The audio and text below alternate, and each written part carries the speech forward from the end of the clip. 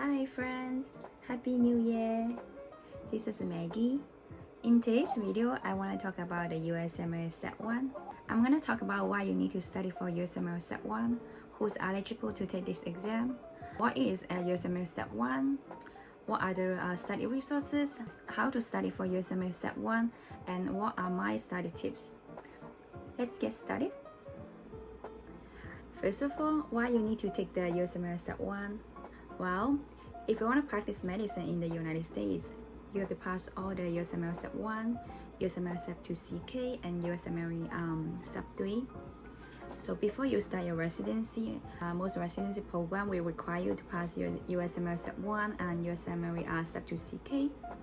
Secondly, who's eligible to take the USMLE Step 1? Here I post a screenshot from the USMLE official website regarding the eligibility. To be eligible, you must be in one of the following categories at the time you apply and on the day of your examination.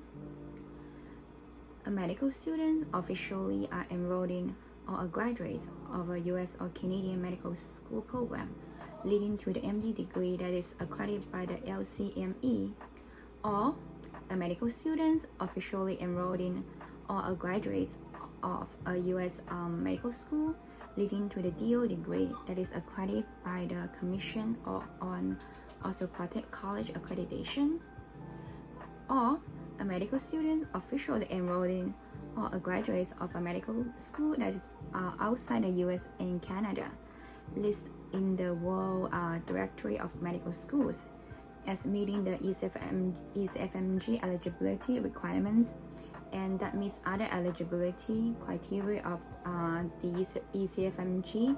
Thirdly, what is included in this exam? So one is a one-day exam. It's divided into 7 60 minutes blocks and administered in one 8-hour testing section. The number of questions per block on a given exam may vary, but will not exceed 40 questions. The total number of questions on the overall exam will not exceed 280. Here I post 3 tables of the contents outline regarding USMLE Step 1. You can quickly skim through the table from Table 1. Table 1 is more like a system-wise, include different like organ system such as cardiovascular system, respiratory and renal. It also includes the proportion of the questions each system will have. Table 2 includes the competency like medical knowledge applying foundation science concepts, patient care, diagnosis, communication and interpersonal skills. Table 3 is the discipline specifications. So you can see on USMLE Step 1, the pathology almost takes like half of the exam questions. You can see it's 44 to 52%. So pathophysiology is very important in USMLE Step 1, as well as pharmacology, biochemistry and nutrition, microbiology, immunology. If you want more details about the contents, I would highly recommend you to go to the USMLE official website. They have more detailed content.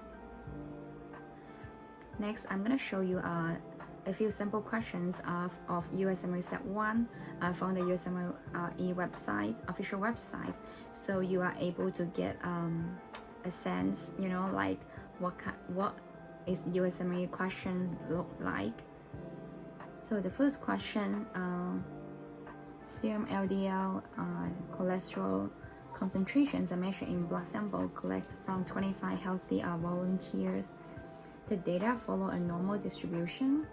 The mean and standard deviation for the group are 130 and 25 respectively. The standard error of the mean is 5.0 with 95% confidence interval.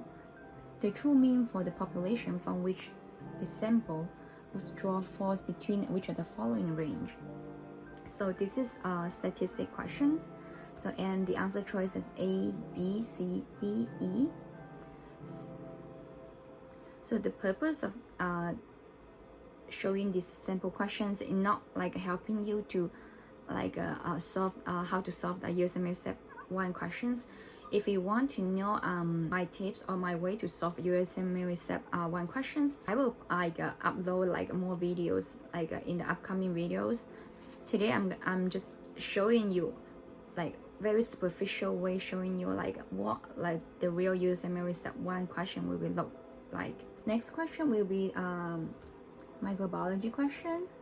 A 55-year-old woman comes to the clinic because of 2-month history of increasing severe vaginal pain and itching during the sexual intercourse. She avoids intercourse with her husband because of the symptoms. She has been in a monogamous relationship with her husband for the past 25 years. She has type 2 diabetes mellitus, and her vital signs are within the normal limits. Pelvic exam shows edematous and erythema, vaginal mucosa with white discharge. Here it shows the vaginal smear picture.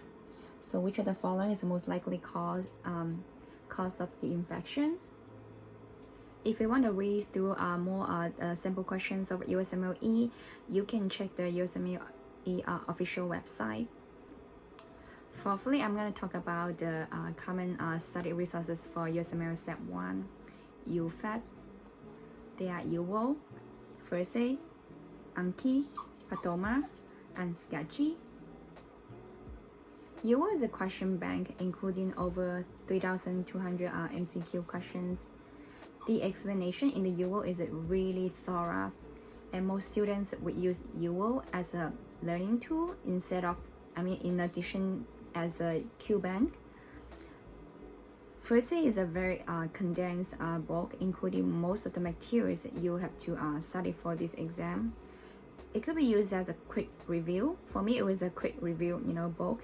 But if you have concepts that you don't understand, I wouldn't recommend you to read First Aid. I would recommend you to look through like watch some videos like Kaplan videos or other kinds of Above and Beyond videos before you read the First Aid. Anki is a very powerful tool for me for spaced repetition. So I would say Anki and Sketchy really saved my life through medical school. Pathoma include many short videos based on organ system. So I've watched Pathoma probably 5 or 6 times before I took USMLE Step 1.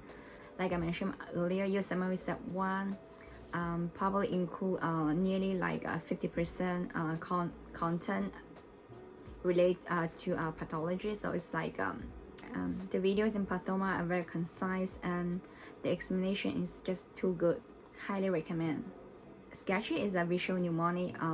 So you basically watch visual mnemonic for you to memorize detailed stuff.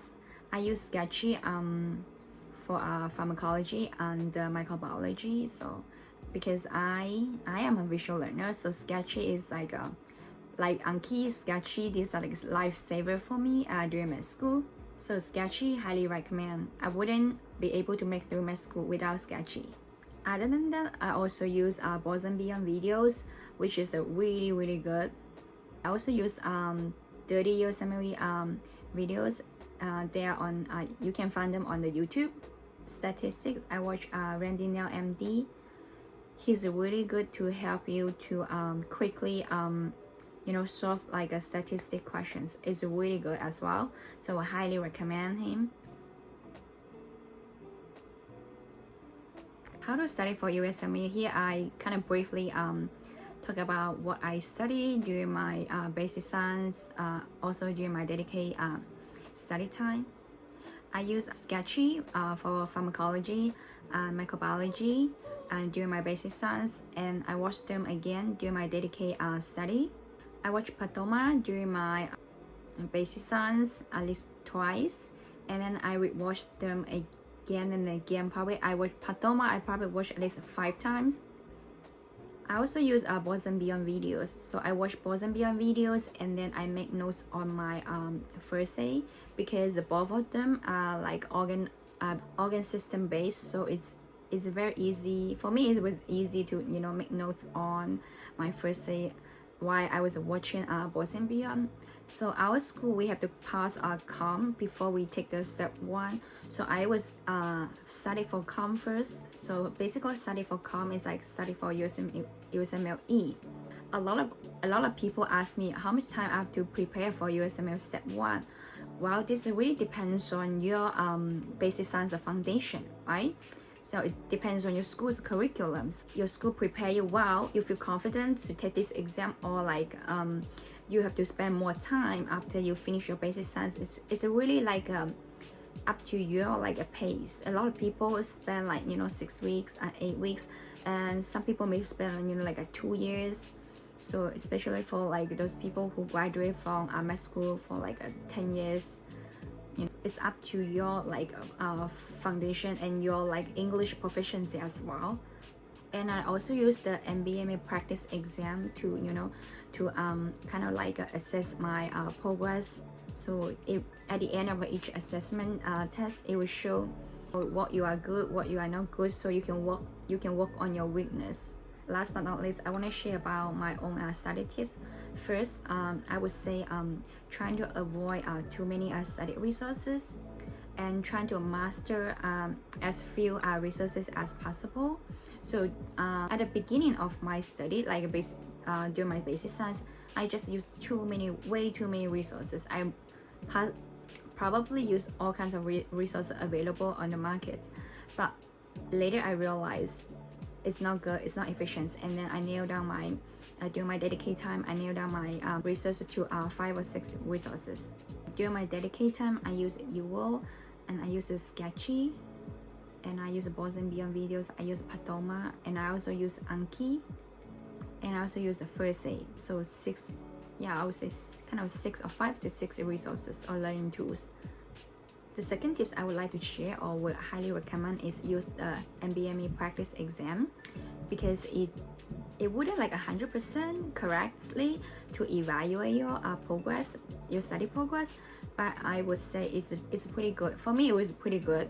So I would highly recommend the MBME practice practice test every probably 1 to 2 weeks. I would say towards your test day. Yeah, use that. One of the most important thing I want to point out, and a lot of like medical students, they're not aware, is your wellness. It's really important to take care of yourself. So make sure at least take 1 day off each week. So do everything that you enjoy except medicine. So forget about medicine, 1 day a week. So you can go exercise, you can go shopping, you can go out, party, have fun, clubbing, dancing. You can do anything that you enjoy to recharge yourself. Make sure you have good sleep every night. Maintain your sleep hygiene and your sleep schedule. What time you sleep, what time you wake up. Try to make it consistent. Have a good diet. Green vegetables, fatty fish include like omega-3 and all different kinds of berries like blueberry, strawberry, blackberry. These are really like kind of like improve your brain power I would say diet. And don't forget to exercise, because exercise can increase your blood circulation. More blood flow through your brain. It could like increase, like kind of improve your cognitive performance, cognitive functions, and your memories. I know a lot of people are aware that USMLE Step 1 right now is pass or fail. There's no 3-digit score, just let you know that. That's all for today's video. I hope you find it useful. If you like my video, please don't forget to press the like button or subscribe my channel. In the upcoming videos, I'm going to share about my experience as studying and taking the USMLE Step 2 CK and my residency application preparation.